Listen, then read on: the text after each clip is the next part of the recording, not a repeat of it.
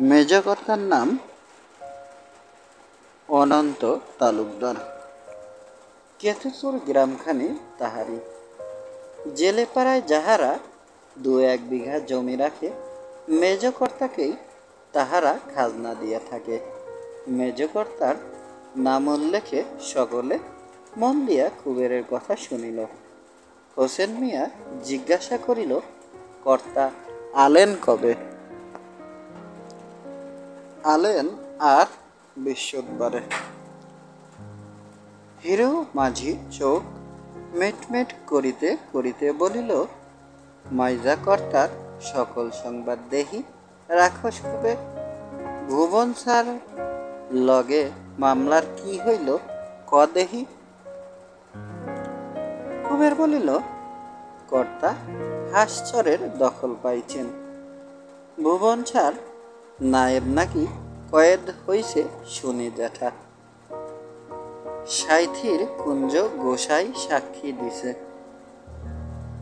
ছায় নাকি নিজের চোখে নায়েবরে কর্তাগ কাছারি ঘরে আগুন দিতি দেখিছে। প্রীতম বলিল, হ তুই জানলি কিবা?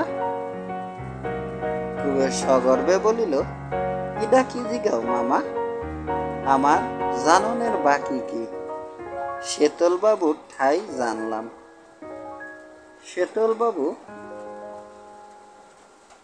শেতলের নাম উল্লেখে প্রীতম মাঝি নিঝুম হইয়া গেল। নকুল শয়তানি করিয়া জিজ্ঞাসা করিল, শেতলবাবু তেনারে পালি কই কুবের? কুবের হাসিয়া বলিল, নকুলদা জান পোলাপান, জানো না কিছু? শেতলবাবুর ঠায় পয়সা পামো। কাল হইতে আমাগর যোগীর বাড়িতে তাগিদ দিবার গেছিলাম। পয়সা দিবার মতলব ডাকাত তার নাই। খাতির কইল, বয়রে কুবির তামুক খা। তামুক টানি রাজ্যের গল্প কইরা আইলাম। কইলি না পিতয় যাবা নকুলদা? শেতলবাবু কয়, মাইজা বাবু দেনায় ডুবছে। হোসেন মিয়া উঠিয়া দাঁড়ায়, বিয়ানে একবার বাড়িতে যাইও রাসুভাই, পয়সা করি পাইবা মালুম হয়, নিকাশ নিয়া খারিজ দিমু। ময়নাদ্বীপের জমিন না নিলি জঙ্গল কাটনের মজুরি দি, খাওন পরন বাদ, কাইল যাইও। লালচে দাড়ির ফাঁকে হোসেন মিয়া মৃদু হাসে, বলে, মনে করতিস হোসেন মিয়া ঠক? তোমাদের ঠকাইয়া হোসেন মিয়ার পয়সা কিসির? কোন হালারে আমি জবরদস্ত ময়নাদ্বীপি নিছি? আপনা খুশিতে গেছিলা, ঝুট না কলি মানবার আশুভাই। ফিরা আইবার মন ছিল, আমারে কতি পারলা না, একসাথে আইতাম। রাসু ঘাড় নিচু করিয়া থাকে। আমিনউদ্দিন বলে, যান নাকি মিয়া? হ শোনেন, আমি ময়নাদ্বীপে যাবো না কয়া থুইলাম। হোসেন মিয়া তেমনি মৃদু মৃদু হাসে। তোমারে জাতি কই নাই আমিনউদ্দিন, খুশি না হলে কেন যাবা? পাতলা পাঞ্জাবি ঘামে ভিজিয়া যাওয়ায় হোসেন মিয়ার বুকের নিবিড় লোমরাজি দেখা যাইতেছিল। সেখানেই হাত দিয়া সে আবার বলিল, জান দিয়া তোমাকে দরদ করি, আনে আইস তোমরা ঘা দিলা এই দিলের মধ্যে। কুবের ভাই ঘর যাইবা নাকি? কুবের সাই দিয়া উঠিয়া আসিল। দুজনে গোয়াল পার হইয়া নামিয়া গেল পথে। আকাশ নিবিড় মেঘে ঢাকিয়া গিয়েছে। দুর্ভেদ্য অন্ধকারে জেলেপাড়ার পথ পায়ের তলেও হইয়া আছে অদৃশ্য। অত্যন্ত সন্তর্পণে পা ফেলিয়া আগাইতে হয়। দীর্ঘকালের পরিচয় না থাকিলে বাড়ির আনাচ কানাচ দিয়া আঁকাবাঁকা পথ তাহারা খুঁজিয়া পাইত না। কুবের বাড়ির কাছাকাছি আসিয়া আকাশের জমানো মেঘ হঠাৎ গলিয়া যাওয়ায় চোখের পলকে তাহারা ভিজিয়া উঠিল। কুবেরের সঙ্গে হোসেন মিয়াও উঠিল গিয়া তাহার ভাঙা কুঠিরে। দাওয়ায় ছাট আছিতেছিল। হোসেন মিয়াকে ঘরের মধ্যেই বসিতে দিতে হইল। কুবেরের দুই ছেলে লখা ও চণ্ডী ঘুমাইয়া পড়িয়াছিল। জাগিয়াছিল গোপী। চাটাইয়ের উপর জাকিয়া বসিয়া হোসেন মিয়া তাহাকে আদর করিয়া কাছে ডাকিল। বলিল, পিয়াস জানায় বিবিজান, পানি দিবা না? গোপী ঘটিতে জল আনিয়া দিলে আলগোছে মুখে ঢালিয়া ঘটিটা দাওয়ার প্রান্তদেশে রাখিল। ঘরের চাল বাহিয়া যে জলের ধারা পড়িতেছিল, আজলা ভরিয়া সেই জল ধরিয়া ঘটির গায়ে ঢালিয়া ঢালিয়া ঘটিটা গোপী করিয়া লইল শুদ্ধ। হোসেন মিয়া রাত্রে কুবেরের বাড়িতে থাকে। বৃষ্টি ধরিবার লক্ষণ দেখা যায় না। পিসি ঢেকি ঘরে গিয়া ঝাঁপ বন্ধ করিয়া শুইয়া পড়ে। ভাইদের পাশে শুইয়া গোপীর দু চোখে ঘুম জড়াইয়া আসে। শ্রান্ত কুবেরের চোয়াল ভাঙিয়া হাই ওঠে। বাহিরে চলিতে থাকে অবিরাম বর্ষণ। কিছুক্ষণ বৃষ্টি হইবার পর ঘরের ফুটা কোণ দিয়া ভিতরে জল পড়িতে আরম্ভ করিয়াছিল। চাহিয়া দেখিয়া হোসেন মিয়া আপনা হইতে কাল সকালেই কুবেরের ঘর ছাইবার ছন দিবার কথা বলিয়াছে। কুবের একসময় উঠিয়া গিয়া মালার অবস্থা দেখিয়া আসে। বহু যত্নে কুবের তাহার আতুরের চারদিকে বেড়ার সমস্ত ফুটা বন্ধ করিয়াছে। দাওয়ার এদিকটা ভাসিয়া গেলেও আতুরে বৃষ্টির ছাট ঢুকিবার কোনো পথ নাই। মেঝেটাই শুধু হইয়া আছে ভিজা স্যাঁতসেঁতে, যার কোনো প্রতিকার করার সাধ্য কুবেরের নাই। আর কটা দিন পরেই মালা এখান হইতে মুক্তি পাইবে। বুকে পিঠে তাহার যে অল্প ব্যথা হইয়াছে, কদিন এখানে থাকার ফলে সেটা বাড়িয়া না গেলেই বাঁচা যায়। মালা ভয়ে ভয়ে বলে, আমারে দুগা মরিচিরা দিবা গো?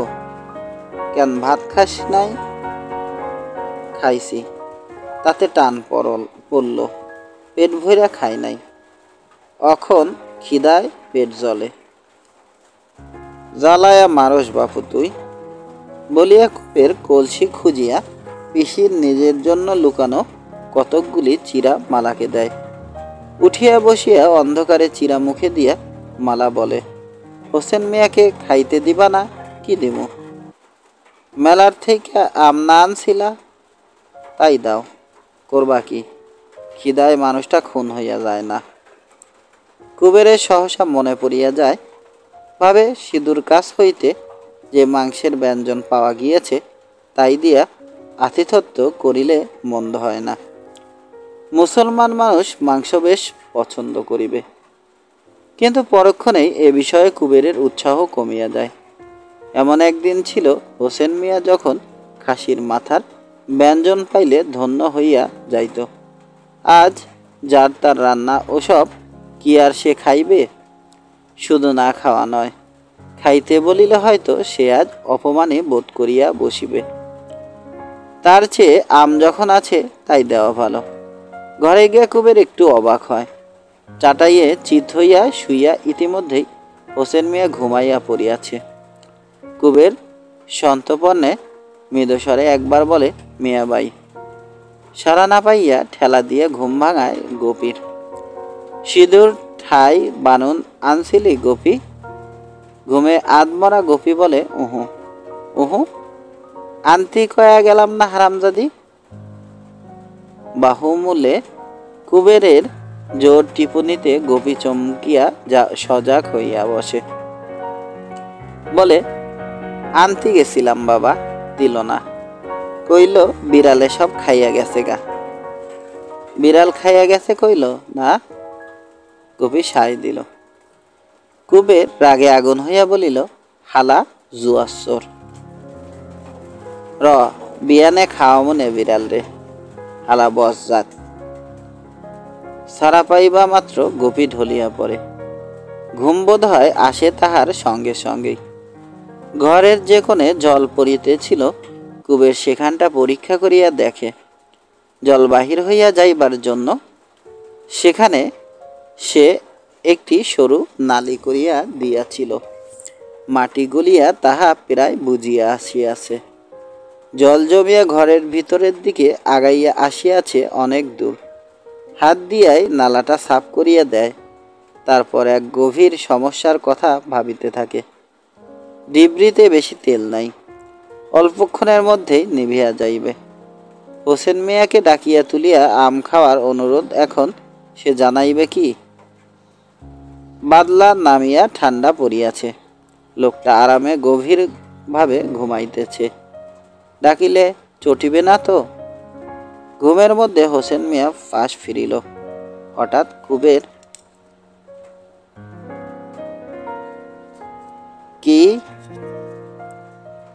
কুবের কি আবিষ্কার করিয়াছে। হোসেন মিয়ার লম্বা পাঞ্জাবির পকেট হইতে বাহির হইয়া আসিয়াছে আনকোরা নতুন একটা টাকা পয়সা রাখিবার ব্যাগ। ব্যাগটা যে আজই মেলায় কিনিয়াছে সন্দেহ নাই। শখ করিয়া নতুন ব্যাগে কত টাকা পয়সা হোসেন মিয়া রাখিয়াছে কে জানে। ব্যাগটা ফুলিয়া মোটা হইয়া গিয়াছে। কুবেরের দেহে কাঁপুনি ধরিয়া যায়। এক মুঠো টাকা ও রেস্কি হইতে প্রথমে একটি আধুলি ছাড়া আর কিছু লইতে সাহস পায় না। তারপর সে ভাবিয়া দেখে যে এতগুলি খুচরা রেস্কি কি আর হোসেন মিয়া হিসাব করিয়া গুনিয়া গাঁথিয়া রাখিয়াছে। আরো কটা শিখি এবং একটা আনি সে বাহির করিয়া লয়। ব্যাগটা হোসেন মিয়ার লম্বা পাঞ্জাবির পকেটে ঢুকাইয়া ফু দিয়া সে ডিবরিটা নিভাইয়া দেয়। তখন একটা ভয়ানক ব্যাপার ঘটিয়া যায়। কবি রুদ্ধ নিঃশ্বাসে বলে, বাবা। কুবেরের দেহ শিরশির করে, মেরুদণ্ডটা ঠিক মাঝামাঝি। চুপ যা গোপী, ঘুম যা। আমারে কাইল পয়সা দিবা? দিমু, চুপ যা, ঘুম যা গোপী। গোপী আর কথা বলে না। অন্ধকারে দুহাতে লম্বা ছোট চাটাইটি সন্তপনে বিছাইয়া কুবের শুইয়া পড়ে। ভোরে আগে ঘুম ভাঙিল হোসেনের। কুবেরকে সেই ডাকিয়া তুলিল।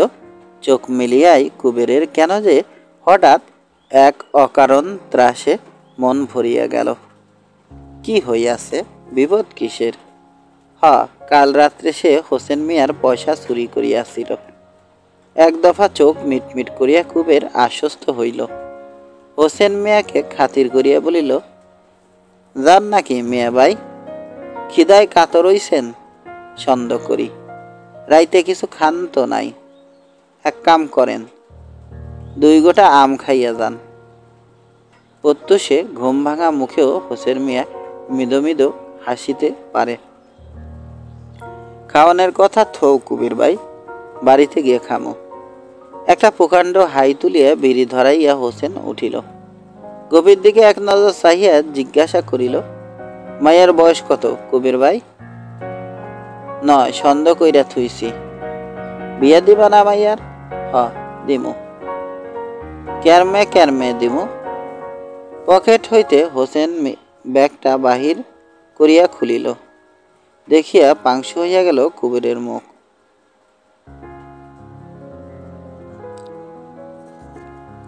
আদলে পয়সা গুনিয়া দেখিবার জন্য হোসেন ব্যাগ বাহির করিয়াছে। কয়েকটি সিকি বাছিয়া লইয়া সে কুবেরের হাতে দিল। বাচ্চা ঘরে খাবার কিনা দিও কুবের ভাই বলিয়া ব্যাগটা আবার পকেটে রাখিয়া দিল। কুবের আত্মসম্বরণ করিল তৎক্ষণাৎ। যে বিপদ ঘটিল না তার জন্য আর কেন বুক কাঁপিবে? মুখ শুকনো দেখাইবে? খুশিতে বেসামাল হইয়া সে জিজ্ঞাসাই করিয়া বসিল, ব্যাগটা নতুন দেখি, মেলায় কিনছেন বুঝি কাইল? হোসেন বলিল, কথা কহিতে কহিতে দুজনে বাহিরে আসিয়া দাঁড়াইল। এখন বৃষ্টি নাই, কিন্তু মেঘে মেঘে প্রভাতের রূপ অস্বাভাবিক থমথমে। হোসেন একবার মুখ তুলিয়া আকাশের দিকে তাকাইল। ইয়া আল্লাহ! নামানো আকাশের তলে কি দানা এই পৃথিবী, ভিজিয়া চুপসিয়া চারদিকে সকাতর হইয়া আছে। হোসেনের মনের কোণে একটু স্বাভাবিক কবিত্ব ছিল। জীবনে ভিন্ন অবস্থায় পড়িলে হয়তো সে কয়েকটি গীতিকা রচনা করিত। তার মধ্যে দুটি একটি মুখে মুখে প্রচারিত হইয়া স্থান পাইত শতাব্দীর সঞ্চিত গ্রাম্য গীতিকার অমর অলিখিত কাব্যে। মাঠে ঘাটে মশালের আলোয় আলোকিত উঠানে গীত হইয়া ভনিতায় হোসেনের নাম দূর দূরান্তে ছড়াইয়া পড়িত। লোকে বলিত হোসেন ফকির। চল কেতুপুরে দেওয়ান ফকির হোসেন সাহাবের দরগায় চেরাগ জ্বালি। হোসেন বুঝি কুবেরকে একেবারে ভুলিয়া যায়। অনেক দিন আগে কুবেরের মতো ছেঁড়া কাপড় পরিয়া হাত পেটা খাইয়া জলে কাদায় সে যখন দিন কাটাইত, সকাল সন্ধ্যায় তখন মনে তাহার ভাসিয়া আসিত গানের চরণ। ফুটা চালার নিচে ময়লা চাটাইয়ের বিছানায় উদরে উপবাস লইয়া তেমনিভাবে কাল রাতটা কাটাইয়া আজ আবার হোসেনের মনে গান ভাসিয়া আসিতেছে। কুবের, গাহান বাঁধবার পারো? আমি পারতাম না, আমাগর যুগাইল্লা পারে, মুখে মুখে সরা বান্ধা দেয়। আমি বাঁধবার পারি, কন কি মিয়া ভাই? হোসেন এখন লাজুক, সে এদিক ওদিক তাকায়, ঘন ঘন দাড়িতে হাত বুলাইয়ে কুবেরের কাছেই অপরাধীর মতো হাসে। লোকটারে আদি অন্ত পাওয়া ভার। তারপর হোসেন বলে, বাদম শুনবা? কুবের বলে, কন মিয়া ভাই কন। একটু চুপ করিয়া হোসেন সুর করিয়া বলিতে আরম্ভ করে। আধার রাইতে আসমান জমিন ফারাক কইরা থো, বন্ধু কত ঘুমাইবা, বাইয়ে বিবি ডাইনে পোলা অকাল ফসল রও, মিয়া কত ঘুমাইবা। মানের পাতে রাইতের পানি হইল রূপার কুপি, উইঠা দেখবা না। আলা করেন ঘরের চালা কিডা চুপি চুপি, দিশা রাখবা না। তোমার লাইগা হাওর দিয়া বাইয়া চেরাগ নাও, দিল জাগানি আলেন যিনি মিয়া। চিরা মেঘের বাদাম তুইলা বন্ধু কনে যাও, জিগায়ে তারে খাসার সিরিয়া। নেদ ভাঙে না, দিল জাগে না, বিবির বুকের শির। পাড়ি দিবার সময় গেল, মাঝি তবু থির, মাঝি কত ঘুমাইবা। কুবের অভিভূত হইয়া বলিল, মুখে মুখে বাঁধলেন মিয়া ভাই, খুশ হলি না পারি কি? হোসেন মিয়া আর দাঁড়াইল না। দুপুরবেলা ঘরের চালের জন্য সোনা নিতে গিয়া কুবের শুনিল সে বিদেশে গিয়াছে। কোথায় গিয়াছে কেহ জানে না, কিন্তু হোসেন মিয়ার কথা কখনো ব্যাঠিক হয় না। কুবেরের জন্য সোন সে রাখিয়া গিয়াছে। গফির বয়স 11। কুবের মেয়ের 1 বছর ভাড়ায় আর 1 বছর হাতে রাখিয়া বলে 9। 9 বছর বয়সে যে মেয়ের 11 বছরের বার, বিয়ের বাজারে তার দাম আছে। গণেশের শালা যুগল সম্প্রতি পাশের গ্রাম হইতে বনের তথ্য লইবার ছলে আসা যাওয়া শুরু করিয়াছে। সোজাসুজি কথা সে কখনো পারে নাই। আলাপ আলোচনার মাঝখানে বাঁকা বাঁকা প্রশ্ন করিয়া কুবের কিরকম দর হাঁকিবে জানিবার চেষ্টা করিয়াছে। স্পষ্ট করিয়া কুবেরও এখন পর্যন্ত কিছু বলে নাই। কথা উঠিলে বহুক্ষণ ধরিয়া মেয়ের প্রশংসা কীর্তন করিয়া শুধু একটু আভাস দিয়াছে 2 কুড়ি 3 কুড়ি টাকার। বুদ্ধি থাকে যুগল আন্দাজ করিয়া নিক। গণেশের আত্মীয় বলিয়া টাকার বিষয়ে কুবের তাহাকে খাতির করিবে না। যুগল সম্ভবত তাহা টের পাইছে, তাই ইলিশ মাছের মৌসুমটা শেষ হইবার প্রতীক্ষায় আছে। হাতে তখন কিরকম টাকা জমে দেখিয়া কথা পারিবে। কুবের বোঝে নাকি সকলের গোপন মতলব সে চোখের পলকে আঁচ করিয়া ফেলে। মানুষ মন্দ নয় যুগল। এতকাল অবস্থা খারাপ ছিল, তাই 32 বছর বয়স অবধি বিবাহ করিতে পারে নাই। নিজের চেষ্টায় এখন সে অবস্থা ভালো করিয়াছে। উন্নতির জন্য তাহার প্রশংসনীয় প্রয়াসের কথা কাহারও অবিদিত নয়। দুটি একটি করিয়া কতকাল ধরিয়া কত কষ্টে সে কিছু টাকা জমাইয়াছিল। তাহার পর গণেশের কাছে বোনের বিবাহ দিয়া পাইয়াছিল 23 টাকা। সকলে ভাবিয়াছিল এবার যুগল বিবাহ করিবে। বিবাহের জন্য সারা অত কষ্টে টাকা জমায় কে? কিন্তু যুগল তা করে নাই। সমস্ত জমানো টাকা দিয়া একটা বড় নৌকা কিনিয়া সকলকে অবাক করিয়া দিয়াছিল। 200 টাকা সে নৌকার দাম। সুতরাং টাকা সে কম জমায় নাই। ইচ্ছা করিলে ওই টাকায় সে 3টা বিবাহ করিতে পারিত। অন্তত একটা বিবাহ করিয়া বাকি টাকায় একটা ছোটখাটো নৌকা কিনিতে কোনো বাধাই ছিল না। তার বদলে উপার্জনের এই স্থায়ী উপায়ের জন্য সমস্ত পুঁজি ভাঙিয়া সে যে সুবুদ্ধি ও দূরদর্শিতার পরিচয় দিয়াছিল তার তারিফ করিতেই হয়। দেখো, 1 বছরে যুগলের ভাঙা ঘর নতুন হইয়াছে, শীর্ণ দেহে মাংস লাগিয়াছে। বিবাহের জন্য টাকাও সে আবার জমাইয়া ফেলিতে পারিয়াছে কিনা কে জানে। জাহাজ ঘাটে অত বড় নৌকার না চাহিতে ভাড়া হয়। রেলে ও জাহাজ ঘাটে আসিয়া কত মানুষ ও কত মাল কত গ্রামে যায়। এক একটি বাণিজ্য দ্রব্যের মরশুমের সময় কত মহাজন গ্রামে গ্রামে দাদন নেওয়া মাল সংগ্রহের জন্য চড়া দরে অসংখ্য নৌকা ভাড়া নেয়। আর শুধু ভাড়া তো নয়, উপরি আয়ও কি কম। ধানের বোঝাই লইয়া একদিনের পথ পাড়ি দিবার সময় 10-20 সের ধান নৌকার গোপন ফাঁকে ফোকরে লুকাইয়া ফেলিবার সুযোগ মেলে ঢের। কেবল ধান নয়, কলাই, মটর, হলুদ, লঙ্কা প্রভৃতি কত কি জিনিস বছর ভরিয়া যুগল অমন কত আনিয়াছে। উন্নতি সে আরও করিবে, কারণ অবস্থার পরিবর্তনের সঙ্গে কোনো বিষয়ে তাহার এতটুকু শিথিলতা আসে নাই। এখনও সে আগের মতোই কৃপণ। আকুর টাকুরের মাঝি সমাজে আজ সে একজন মাতব্বর লোক। একদিন সেই যে গ্রামের মোড়ল হইয়া দাঁড়াইবে কেহ তাহাতে সন্দেহ করে না।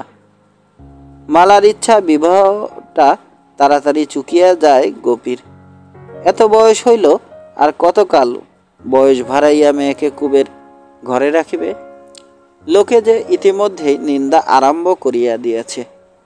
স্বামীকে মালা তাগিদ দিয়া বলে, অগো, জুগাইল্লা নেই কিছু কয়? কুবের তাহাকে চোখ ঠারিয়া বলে, কয় না। কি কয়? তা শুই না তোর কাম কি? মাইয়া লোক চুপ মাইরা থাক। মালার আগে বই কি? গাও জ্বালাই না কথা দেহি খইর ফাড়া ফোটে, মাইনে মুখে মধু দিছিল আতুরে। গুসা হইলে মারুম গফির মা। মারবা নাকি? আগো মার না, যদি মাল লখার মাথা খাইবা।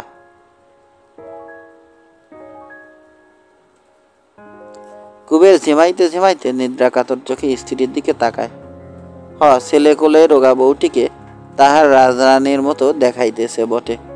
কে জানে রাজরানী দেখিতে কেমন। ছেলেটাও যেন ফর্সাই হইয়াছে মনে হয়। এমনি বয়সে লখার চণ্ডী যেমন তামাটে লাল রঙের ছিল সেরকম নয়। আতুরে যতদিন ছিল কুবের বিশ্বাস করে নাই। এখন তাহার মনে সন্দেহ আসিয়াছে যে ছেলেটা সত্য সত্যই খুব ফর্সা হইবে। মালার রং কালো নয়, তামাটে। মাঝে মাঝে তাহাকে বাবুদের বাড়ির মেয়েদের মতো ফর্সাই দেখিয়া বসে। জেলে পাড়ায় কোনো স্ত্রীলোকের গায়ে এমন চামড়া নাই। একটা পা যদি ওর হাঁটুর কাছ হইতে দুমড়াইয়া বাকিয়া না যাইত, কুবেরের ঘরে ও পায়ের ধুলা ঝাড়িতেও আসিত না। কিন্তু মালার চেয়েও ছেলেটার রং যে ঢের বেশি ফর্সা হইয়াছে। আরও কিছু বড় হইলে বিবন্ন হইয়া আসিয়া শেষ পর্যন্ত রং হয়তো ওর মালার মতোই দাঁড়াইবে, তাই যেন দাঁড়ায়। এখন শ্রাবণের এই প্রথম সপ্তাহে আকাশে মেঘের এক মুহূর্তের বিশ্রাম নেই। পরপর কয় রাত্রি অবিরাম জলে ভিজিয়া কুবের আবার জ্বর বোধ করিতেছে। অনেকক্ষণ নীরবে কাটিয়ে গিয়েছে, তবু থামিয়া যাওয়া আলোচনাটা আবার আরম্ভ করিতে কোনো রকম ভূমিকার দরকার হয় না। এইমাত্র রাগারাগি হইয়া গিয়াছে। কে বলিল? কত শান্ত মোলায়েম কুবেরের গলার স্বর। স্পষ্ট কইরা যুগল কিছু কয় না গফুর মা। মালার গলাতেও এতটুকু ঝাঁজ নেই। কয় না কেন? গফিরে নিব না? গনসা কয় নিব, যুগল্যা কিছু কয় না। ওদিন আমারে জিগায় খোরার মাইয়া নেই খোরা হয়। তুমি কি কইলা? আমি কইলাম তুই বলত যুগল্যা, খোরা নি বেরাম দে মার থাকলি মাইয়া পাইব। আমাগর গুফির চলন ফনির ফাড়া। জানো কি গুফির মা, গনসা মরে এক বিষম বৃত্তান্ত কয়। নকল্যা গিয়া গিয়া যুগল্যা নাকি মন ভাঙে, বাঁকা বাঁকা মাইয়ার খবর দিয়া আহে। যুগল্যা যান 2-10টা। মায়ের খবর না নিয়া গোপীরে নিব না সন্দেহ করি গফির মা, বলিয়া কুবের যেন ঘুমাইয়া পড়ে। কিন্তু মালা তাহাকে চেনে, সে প্রত্যাশা করিয়া থাকে। জানো নি গফির মা আরেক বৃত্তান্ত? রাসু গভীরে নিব কয়। মালা বিস্মিত হয় না, শুধু বলে চাল চুলা নাই।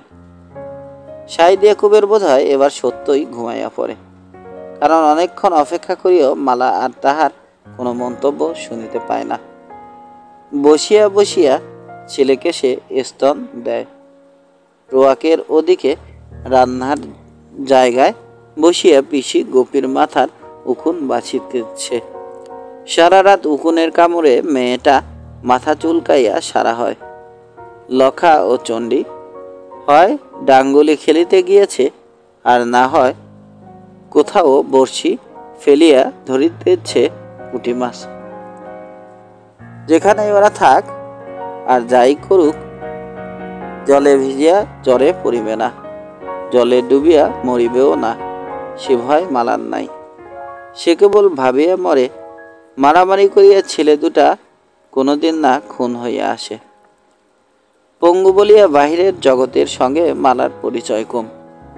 কেতুপুরের 10 মাইল উত্তরে চরডাঙ্গা গ্রামের এমনি এক কুটিরে তাহার মায়ের এক বামুন ঠাকুরের নামে কানাকানি করা পাপের প্রমাণস্বরূপ এই ভাঙা পাটি লইয়া সে জন্মিয়াছিল। বড় হইয়াছিল বাড়ির মধ্যে। লাঠিতে ভর দিয়ে খোঁড়াইতে খোঁড়াইতে বাড়ির অদূরে রামগোয়ালার গোয়ালঘরের কাছে কদম গাছটি পর্যন্ত ছিল তার কষ্টকর গতিবিধির সীমা। পাড়ার ছেলেমেয়েরা ওই কদম গাছটির তলে খেলা করিত আর করিত মারামারি। বড় ছেলেরা ছোট ছেলে মেয়েগুলিকে মারিয়া আর কিছু রাখিত না।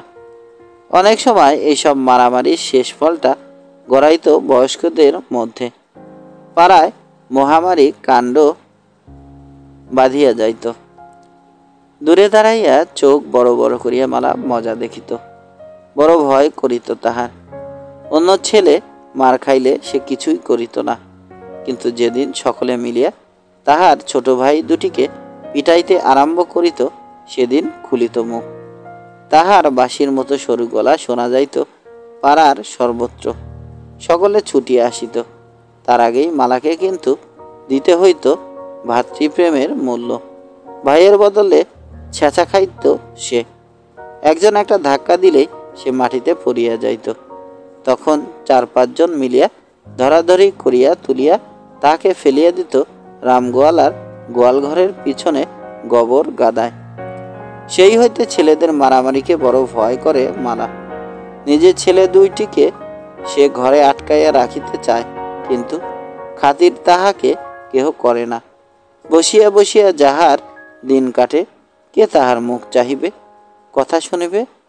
হাজার বারণ করুক মালা, লখা ও চণ্ডী চোখের পলকে উধাও হইয়া যায়।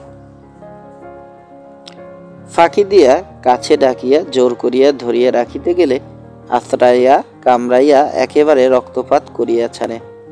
তবু প্রতিদিন মালা তাহাদের নানা ছলে কাছে রাখিবার চেষ্টার কামাই দেয় না। সন্তান চেনেহের হিসাবে জেলে পাড়ার জননীদের মধ্যে মালার মৌলিকতা আছে। ছেলের বয়স 8-10 বছর পার হইয়া গেলে তার সম্বন্ধে চিন্তা করা জেলে পাড়ার মেয়েদের রীতি না। চিন্তা করিবার অপরাপর বিষয়ে তাহাদের অভাব নাই।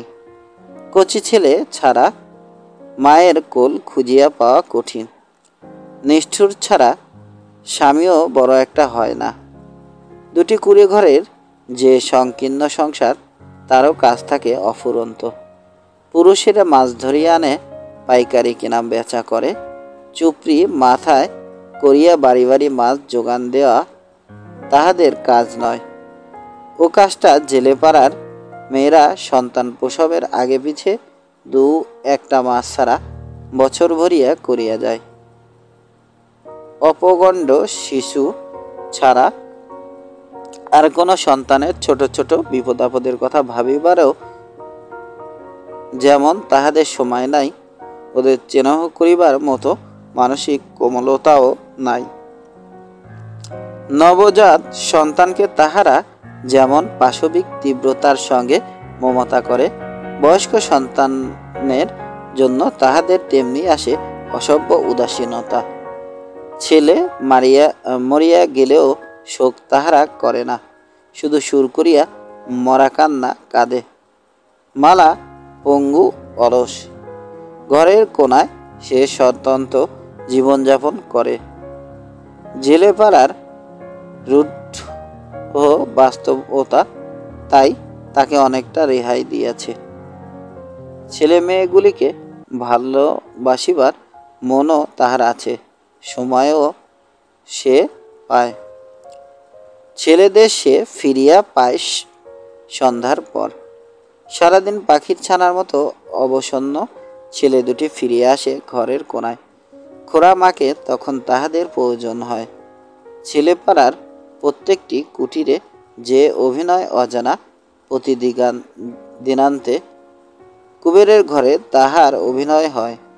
বাহিরে সবটুকু শয়তানি অপচয় করিয়া লখা ও চণ্ডী শান্ত হইয়া থাকে। ভদ্র ও বাধ্য ছেলের মতো গেসিয়া আসে মায়ের কাছে।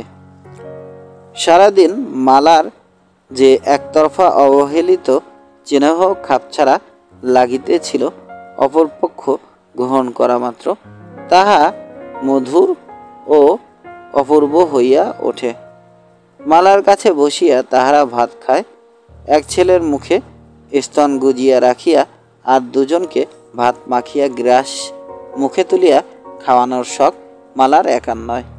এমনিভাবে খাওয়াইয়া না দিলে ওরা খাইতে চায় না। মালা রূপকথা বলে। মালার মাথার উকুন, গায়ে মাটি, পরনে ছেঁড়া দুর্গন্ধ কাপড়, তাই এ সময়টা সে যে কত নিখুঁত ভদ্রমহিলা অসামঞ্জস্য তাহা স্পষ্ট করিয়া দেয়।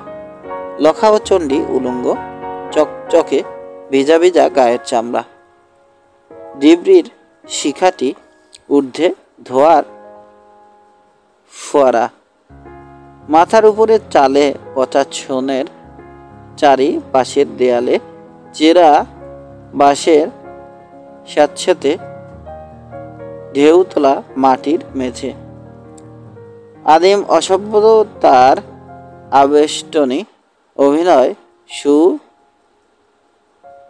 সুমার্জিত সভ্যতার। ইলিশের মৌসুমে কুবের এ সময় বাড়ি থাকে কদাচিৎ। যেদিন থাকে সেদিন বড়লোকের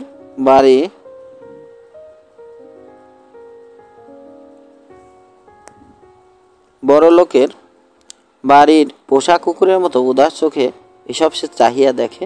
স্নেহ মমতার এইসব খাপছাড়া কাণ্ড কারখানা দেখিতে দেখিতে সে হাই তুলে বড় লোকের পোষা কুকুরের মতোই চাটাইয়ে একটা গড়ান দিয়া উঠিয়া বসে, মুখখানা করিয়া রাখে গম্ভীর। লখা ও চণ্ডীদের মতো সেও মন দিয়া যে রূপকথা শুনিতেছে, মালার তাহা টের পাইতে বাকি থাকে না। জেলেরা ঘুমাইয়া পড়িলেও সে তাই থামে না, ছেলেরা ঘুমাইয়া পড়িলেও সে তাই থামে না। হাত নাড়িয়া মুখভঙ্গি করিয়া রস দিয়া ঘুমন্ত ছেলেদের গল্প বলিতে থাকে। গল্প বলিতে সে উস্তাদ। একই গল্প বারবার বলিয়া শ্রোতাদের সে সমান মুগ্ধ করিতে পারে। গোপী সরিতে সরিতে মার পা ঘেঁষিয়া আসে, পিসি ঠায় বসিয়া থাকে দুয়ারের কাছে। মালার গল্প শুনিতে আরো কে কে আসিয়া পড়িয়াছে দেখো। গণেশের বউ উলুফি, ছেলে মনাই আর মেয়ে ফুলকি, মেয়ে কুকি, আর আসিয়াছে সিধুর, তোতলা, হাবা, মেয়ে বগরি। কথা বলিয়া কেহ মালার রূপ কথা বলায় বাধা দেয় না, চুপচাপ শুনিয়া যায়। গল্প বলার ফাঁকে ফাঁকে মালাই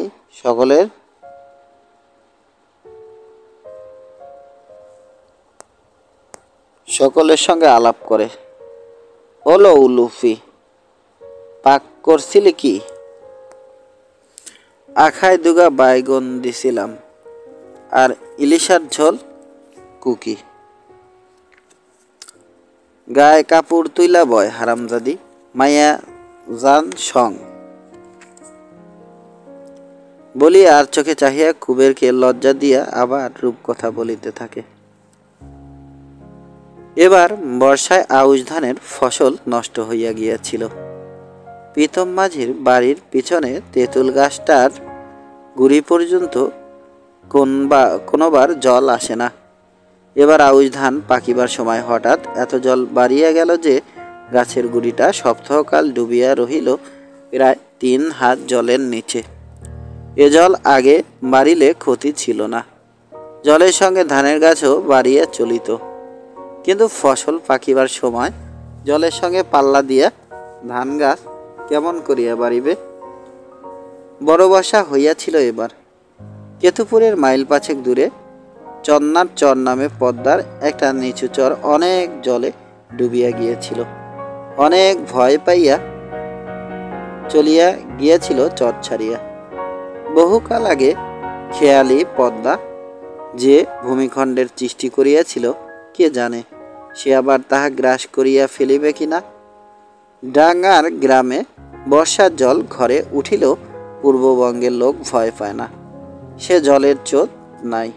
কিন্তু পদ্মার বুকে ছোটখাটো চরে যেসব গ্রাম পদ্মার জল নাগাল পাইলে সেসব গ্রামের ঘরবাড়ি, গরু, মানুষ কুটার মতো ভাসাইয়া লইয়া যাইবে। কত গ্রাম যে এবার 5-7 দিন জলের নিচে ডুবিয়াছিল। মালার বাপের বাড়ির গ্রাম চরডাঙ্গা নাকি তলাইয়া গিয়েছিল 1 কোমর জলের নিচে। খবর পাইয়া মালা কাঁদিয়া অস্থির হইয়াছিল, বলিয়াছিল, আই গো তোমার পাষাণ প্রাণ, আমার বাপ ভাই ডুইবা মরে, একবার নি খবর নিলা?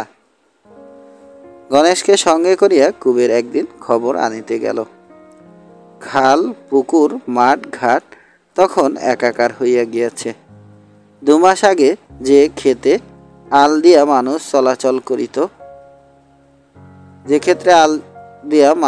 চলাচল করিত, এখন সেখানে লগি থই পায় না। কোন গ্রাম ভাসিয়া আছে দ্বীপের মতো, কোন গ্রামে মানুষের ঘরের ভিতরে 1 হাঁটু জল উঠিয়াছে। সকলে বাস করিতেছে মাচা বাঁধিয়া। যে পারিয়াছে গরু বাছুরের জন্যও মাচা বাঁধিয়ে দিয়াছে, যে পারে নাই তার বোবা অসহায় পশুগুলি ঠায় দাঁড়াইয়া আছে জলের মধ্যে। গাছের ডালে পাখিরা আছে শুধু সুখে ভূচর মানুষ ও পশুর কষ্ট অবর্ণনীয়। এক বাড়িতে কান্না শুনিয়া কুবের উঠানে নৌকা লইয়া গেল। দাওয়ার খুঁটি ধরিয়া ঘরে চাহিয়া দেখিল, বাঁশের খুঁটির উপর দুখানা তক্তপোষ একত্র করিয়া জিনিসপত্র সহ গৃহস্থ সপরিবারে বাস করিতেছে। মাসখানেকের একটি শিশুকে বুকে করিয়া গৃহস্থের স্ত্রী কাঁদিয়া আকুল। কি হইয়াছে শিশুটির? নিচে পড়িয়া ডুবিয়া মরিয়া গিয়াছে কাল রাত্রে। কতটুকু জল মেঝেতে? এক হাতও হইবে না। ছেলেকে বুকে আঁকড়াইয়া ধরিয়া জননী ঘুমাইয়াছিল। কখন কেমন করিয়া সে নিচে পড়িয়া গিয়াছিল কে জানে। 1 মাসের শিশু নিজে তো নড়িতে চড়িতে পারে না, সেই ভরসায় তক্তপোষের মাচার চারদিকে বেড়া তাহারা দেয় নাই। দুদিকে স্বামী স্ত্রী শুইয়াছিল, মাঝখানে ছিল শিশু। ছেলে একে বুকে করিয়া ঘুমের ঘোরে জননী কি পাশ ফিরিয়াছিল? ঘুমের ঘোরে ধারে সরিয়া সেই কি সন্তানকে বিসর্জন দিয়েছিল সর্বনাশা বন্যার জলে? চরডাঙ্গা পৌঁছিয়া দেখা গেল সমস্ত গ্রাম জলমগ্ন, কোথাও 1 হাত একটু শুকনো জমি নাই। ঘরে ঘরে স্রোতহীন কর্দমাক্ত জলরাশি থই থই করিতেছে। কুবেরের শ্বশুর বাড়িতে সকলে আশ্রয় লইয়াছে বড় ঘরের চালার তলে কাঠের ছোট স্থায়ী মাচাটুকুতে। 2 গরু ও বাছুরের জন্য 3টি সুপারি গাছের মধ্যে মোটা বাঁশের ত্রিকোণ মাছা বাঁধা হইয়াছে। বাড়ির পোষা কুকুরটিও স্থান পাইয়াছে সেখানে। মালার বুড়া বাপ বৈকুণ্ঠ মাচায় বসিয়া ভীত গরু দুটিকে খড় দিতেছিল। ঘরের চালে বসিয়া বড়শি দিয়া মাছ ধরিতেছিল মালার বড় ভাই অধর। আর ঘরের ভিতরকার মাচায় উঠিবার মই হইতে এদিকে রান্নাঘরের চাল পর্যন্ত পাশাপাশি 2টি বাঁশ বাঁধিয়া ইহারা যে সাঁকো তৈয়ারি করিয়াছে তাহার উপরে পা ঝুলাইয়া বসিয়া ছিল কয়েকটি উলঙ্গ ছেলে মেয়ে। কুবের আসিয়াছে শুনিয়া মালার ছোট বোন কপিলা মই ধরিয়া নামিয়া আসিল। কুবেরের শাশুড়ি আর নামিল না। ঘরে মাচার উপর হইতেই কন্যা ও নাতি নাতনির কুশল জিজ্ঞাসা করিয়া বর্ষার দেবতাকে শাপান্ত করিতে করিতে বলিতে লাগিল যে এতখানি বয়স তাহার হইয়াছে, এমন ভয়ঙ্কর কাণ্ড আর তো সে দেখে নাই বাপের জন্মে। কুবের কি জানে কি সর্বনাশ তাহাদের হইয়া গিয়েছে। বাঁধিয়া ছাদিয়া পাট পচাইতে দিয়াছিল। অর্ধেক পাট যে কোথায় ভাসিয়া গিয়েছে পাত্তা নাই। ভাসিয়া আর যাইবে কোথায়? কেউ চুরি করিয়াছে নিশ্চয়। গরিব গৃহস্থ তাহারা। কত আশায় এবার ধানের জমিতে পর্যন্ত পাটের চাষ দিয়াছিল। কে তাহাদের এমন সর্বনাশ করিয়াছে গো? মাচা হইতে বৈকুণ্ঠ, চালা হইতে অধর, মই হইতে কপিলা আর সাঁকো হইতে উলঙ্গ ছেলে মেয়েগুলি নৌকায় আসিয়া আরাম করিয়া বসিল। কুবের তামাক সাজিয়ে দিল বৈকুণ্ঠকে। কপিলা বলিল, নাও নিয়ে আইলা মাঝি, বোন রে আনলা না কেন? কতকাল দেখি নাই বোন রে, পোলাপান তো আনবার পারতা। কুবের বলিল, আনম ভাবছিলাম, তোমরা এখানে কিবার হইছ না যাই না শেষমেশ ডরাইলাম। আসনের লাইগা গফি কান্দা সারা হইয়াছিল। তুমি আইলা কবে কপিলা? কপিলা মুখ ভঙ্গি করিয়া বলিল, আমার কথা থো। সহসা স্বাভাবিক প্রশ্নে কপিলার বিরক্তি দেখিয়া কুবের একটু অবাক হইয়া বৈকুণ্ঠের দিকে চাহিল। একমুখ ধোয়া ছাড়িয়া বৈকুণ্ঠ চোখ মটকাইয়া তাহাকে কি যেন ইশারা করিল। কিছুই বুঝিতে না পারিয়া কুবের করিল কি, মৃদু একটু হাসিয়া বলিল, কপিলা রুদ্ধস্বরে বলিল, হাসলা দে মাঝি। কুবের বলিল, হাসি নাই কপিলা, হাসুম কেন? কুবেরের বিবাহের সময় বড় দুরন্ত ছিল কপিলা। তখন পঙ্গু মালাকে বিবাহ করিয়াছিল বলিয়াই হয়তো কপিলার দুরন্তপনা অত বেশি চোখে পড়িয়াছিল। কুবেরের অন্ধকারে যে বাস করে, মৃদু আলোতে তার চোখ ঝলসাইয়া যায়। চোখ ঝলসানো আলোতে সে হয় অন্ধ।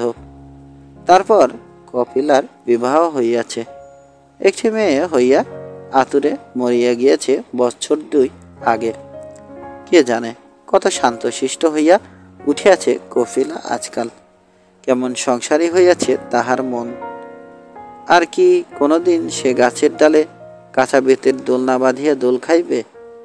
কিশোর বয়সের অপূর্ব দেহটিকে ঘাটের উপর হইতে ছুড়িয়া দিবে পুকুরের জলে, ডিঙি লইয়া একা পালাইয়া গিয়া সকলকে দিবে বকুনি দেওয়ার শাস্তি। রাগের মাথায় এ জীবনের আর কখনো হয়তো সে কুবেরকে চেলাকাঠ ছুঁড়িয়া মারিবে না। না মারুক, একজন চেলাকাঠ ছুঁড়িয়া মারিবে না বলিয়া আফসোস করার কি আছে? খানিক পরে পাশাপাশি 2টি বাঁশের উপর দিয়া কপিলাকে ঘরের দিকে যাইতে দেখিয়া কুবেরের 2 চোখ ঝাপসা হইয়াছিল। সেই পুরানো দিনের চিঠিগাথা হইয়া আছে কুবেরের মনে। জল কমিয়া যাওয়া পর্যন্ত কেতুপুরে তাহার বাড়িতে গিয়া থাকিবার জন্য কুবের সকলকে নিমন্ত্রণ করিল। এ আহ্বান তুচ্ছ করিবার মতো নয়, কিন্তু সকলে গেলে কেমন করিয়া চলে? বাড়িঘর জিনিসপত্র সব সাময়িকভাবে তুলিয়া লইয়া যাইতে পারিলে হইত, সে তো সম্ভব নয়। বোবা গরু বাছুরগুলির কি হইবে? যাইতে পারে ছেলে মেয়েগুলি, আর তাদের দেখাশোনা করিবার জন্য কপিলা যদি যায় তো যাক, মালা তো পারিবে না এতগুলি কাচ্চা বাচ্চাকে সামলাইতে। কপিলা যাইবে, বেশ। কুবেরের শাশুড়ি বড় চেঁচায়।